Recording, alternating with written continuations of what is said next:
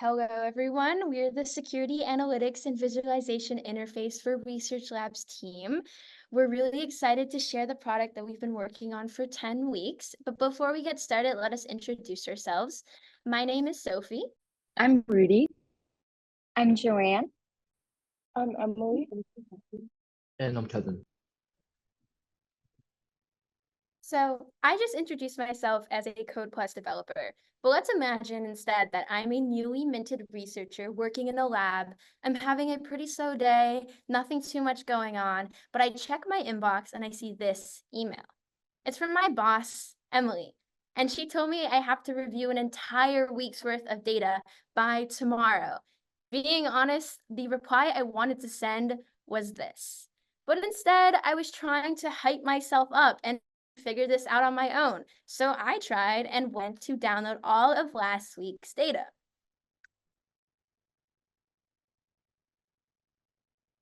This awkward silence we're having right now could have been a lot worse. But instead of the lengthy time we would actually have to wait, I'll skip that process for you guys. So after I downloaded the data and went to view the file, this is what I saw.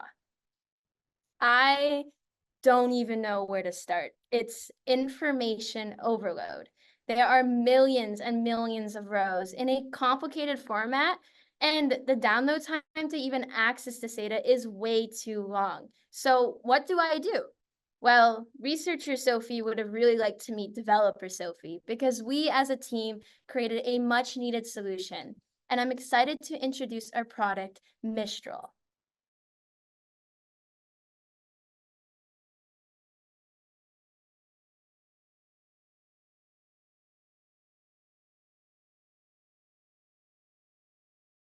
Oh.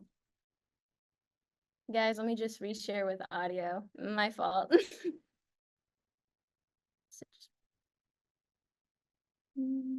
Presents. Okay.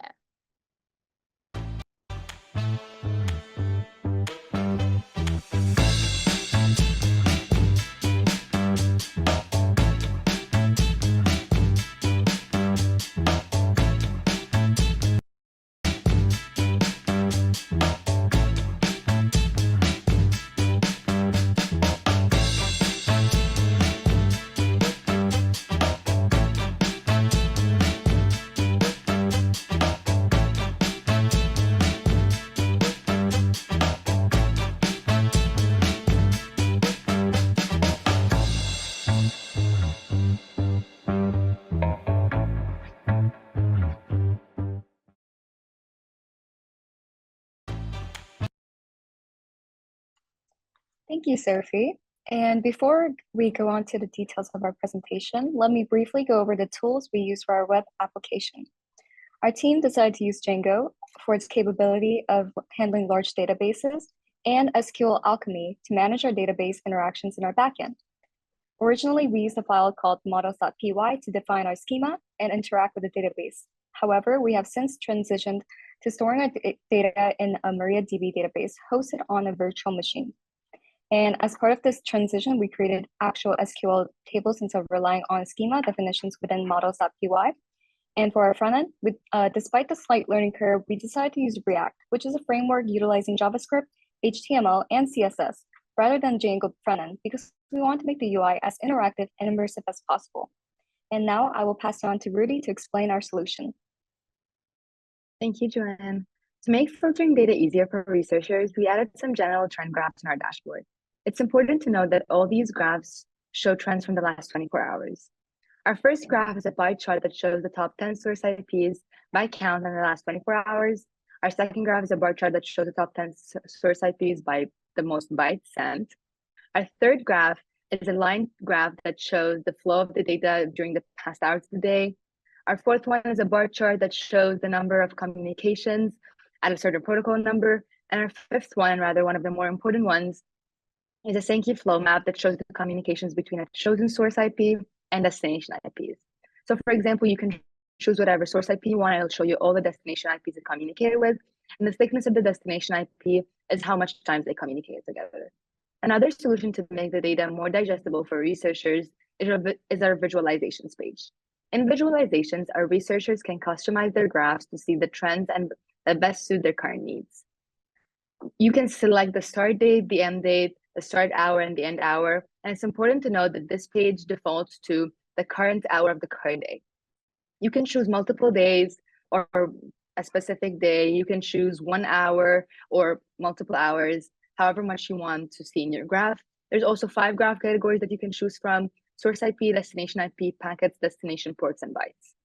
The packets and bytes graph show the total number of packets and bytes sent during every hour of the chosen time period. This is very important because it can show any suspicious trends for researchers that they wouldn't be able to see easily in the JSON files that Sophie showed at the beginning. The source IP, destination IP, and destination port graphs all show the chosen top count category per hour of the chosen time period. So here it shows the top 10 destination ports for every hour in that day. And as you can see here, every bar shows top 10 destination ports. I can choose top 5, top 10, or top 15. For these 3 graphs, there's also a table that comes with them to show more in-depth communication.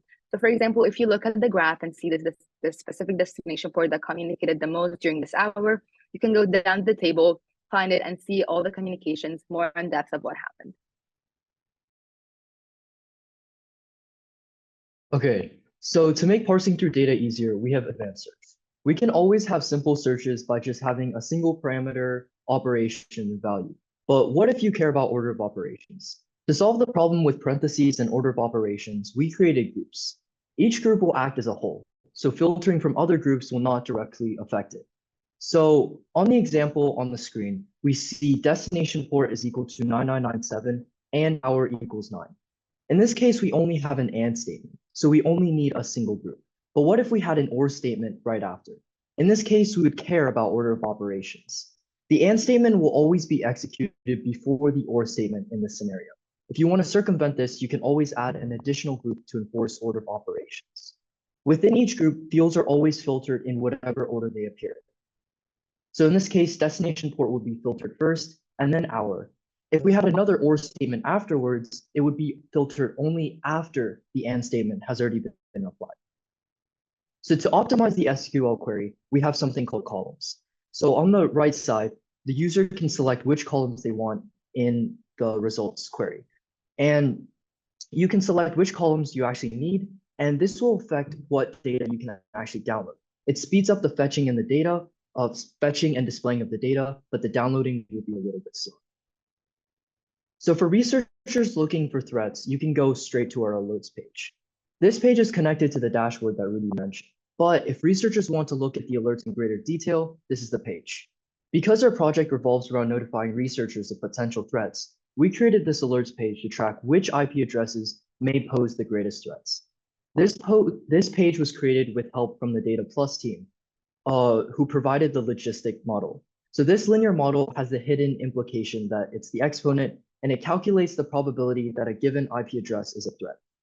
On the right side, you can see the alert classification. The probability threshold for each of these alert classifications was created in the backend. A probability between 0.1 and 0.5 is considered low. A probability between 0.5 and 0.75 is considered medium, and anything above that is considered high. We can also search for IP addresses that were repeat offenders. Maybe the IP address popped up multiple times in the dashboard on multiple days. You can look up any day in past alerts to see them. Thank you, Kevin. Now I'll be walking us through our demo video. So here is our landing page, Filter Data Faster, where you can learn more about what Mistral is, why Mistral, and our goals. Next, let's head over to the Meet the Team page to see our wonderful student team, team leaders, and our amazing sponsors. Let's head back to the landing page to sign in with Duke Authentication. When we sign in, we have access to the more sensitive pages. So first, we will be greeted by our dashboard. Our dashboard has widgets that display daily data. So for example, we have our high alerts, medium alerts, low alerts. We have a pie chart of the source IP addresses, a toggle between 3 bar charts, as well as a single source IP map. Here I'm inputting a source IP. And once I click render, it will output a Sankey diagram. Let's head to our visualizations page. Our visualizations page allows users to visualize data. by selecting a date range as well as an hour range. Users are also able to select a graph category. In this case, I will be selecting source IP. This is our graph. We can also hide certain source IPs for further customization, as well as select different counts. And at the bottom of our graph, we will see a table. In this case, a source IP table, which contains more information useful to researchers, such as destination IP, source IP, destination port, packets, bytes, count, etc. So this is our table. And now let's go to our search page. Our search page allows users to search for specific data inquiries. So say I'm a researcher and I want to look for destination port 53 at hour 9. And let's go ahead and add a different search group. Search group functions as parentheses. So first it will execute search group 1 and then join it with search group 2. In search group 2, I'm inputting destination port 9997 and hour 10. Let's go ahead and search. I can also further customize by deselecting columns and also for further customization, rows per page. So let's look at our table. For our search parameters, we have ascending/descending ordering for hour and destination port, as well as pagination. We can also export this data in the format of a CSV file, as well as a JSON format. Let's head to alerts. In the alerts page, it will automatically populate the last 3 days worth of data. But let's go ahead and choose a date and also search a source IP. Here, I'm inputting a source IP and to see the alert classification. For example, for this source IP, it is a low alert classification. Thank you. That was a walkthrough of our demo. Thank you, Emily, for the demo. And despite our significant progress throughout the Code Plus program, there's still a lot more we can do. First, since we're handling large amounts of data, further code optimization is necessary to increase data query efficiency. And also currently, we only have data from one lab, and we hope to expand to more labs in and out of Duke. Additionally, we hope to improve user experience by adding a save search feature that stores a user's previous searches to toggle back and forth easily. Furthermore, we hope to add a website accessibility feature to make it more inclusive and user-friendly, including those with disabilities. Example features include color contrast, alt text for graphs, text-to-speech readers, and the ability to increase text and cursor size. And finally, we would like to thank our sponsors, Cisco, Duke OIT, and the National Science Foundation for your support.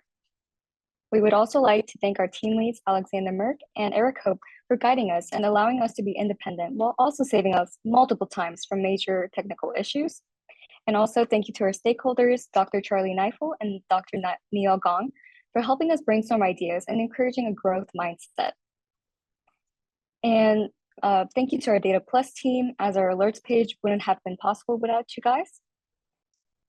And again, thank you, NSF, for allowing this project to happen, as we're so grateful to be able to participate in such an invaluable experience.